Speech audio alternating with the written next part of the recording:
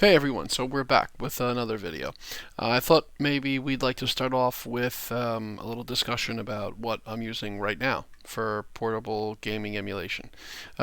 This is what I'm using at the moment. Obviously, this is not a one-stop shop device. We have a Samsung Galaxy S20 FE 5G that is attached to a GameSir X2 USB controller. Not the best setup. I'm not a huge fan of this. The thing is that the Galaxy S20 is a fantastic phone, and it's got a great processor in it.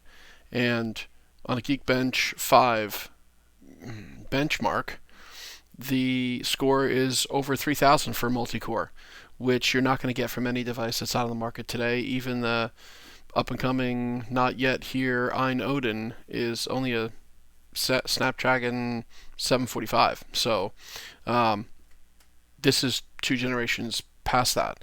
So if you're looking for a device that's going to give you the best power for most portability, then a setup like this is probably the way you want to go, because you're always going to be able to find a newer, better phone that's out on the market that's an Android device that's got the best processor in it and wrap a controller around it. The problem with this is that there's a lot of caveats in the controls. So you'll see that my hands are actually a lot bigger than this controller is. So it's kind of difficult to fit my hands around the controller. In addition to that, obviously this phone and its software is not exactly made for emulator gaming, so it's just a regular Android device. Now you can modify it, make it landscape, and do all the things that you might want to be able to do to, make it palatable. But at the end of the day, it's really just a phone. Now, if you can see here in the video, I have an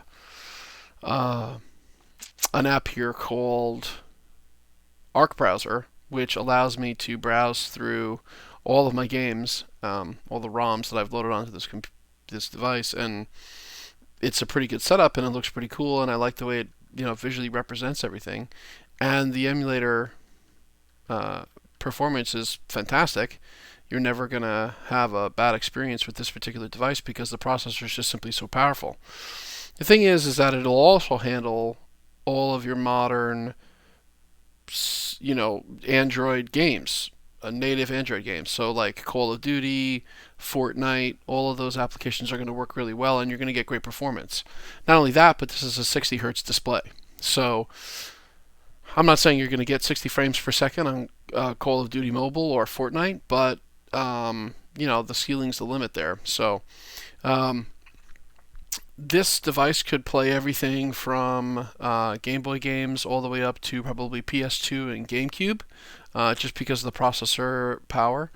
I'm not a big fan of anything past N64 for emulation. I'm just not a fan at that point. Even the N64 is difficult because those controllers were very specific. They had very specific controllers for those games and those systems. And so if you're looking at GameCube games or N64 games, you really want to get yourself a controller that's going to fit that control scheme. Otherwise, it's going to be a real challenge to map your controllers appropriately, and it's not going to give you the same kind of gameplay. But if you're looking for something that you can use right away with maybe a current Android phone, it's going to allow you to plug in directly to your existing cell phone just with a USB adapter. Not even adapter, you just plug right into the USB port on the phone. Like I said, this channel is not going to be about how to set things up and how to put things together. There's a ton of channels out there that are dedicated to that and do great walkthroughs and guides and stuff. I'm not going to be doing that here. I'm going to be sharing my thoughts about what is best and better, what is not good, and what to avoid. So the fact of the matter is that if you're looking for performance and that's all you're really concerned with, you want to get the best performance you possibly can out of your mobile game device, this solution is going to be where you want to be. And the reason is because no matter what happens with mobile device performance, you can swap out the phone for whatever the latest and greatest processor is. And if you already have an Android phone, guess what? All you have to do is buy the controller itself. I got this one on Amazon. I think it was like $70 on Amazon. So for an additional $70, you connect it to your phone, you're off and running. And the Android app for button mapping on-screen buttons is pretty good. It works. I've set it up for Call of Duty Mobile. So if you're looking for performance, this is the setup you want to go with, because you're going to be able to upgrade your performance anytime you want, and you're going to be able to get a device that has amazing performance with a physical controller.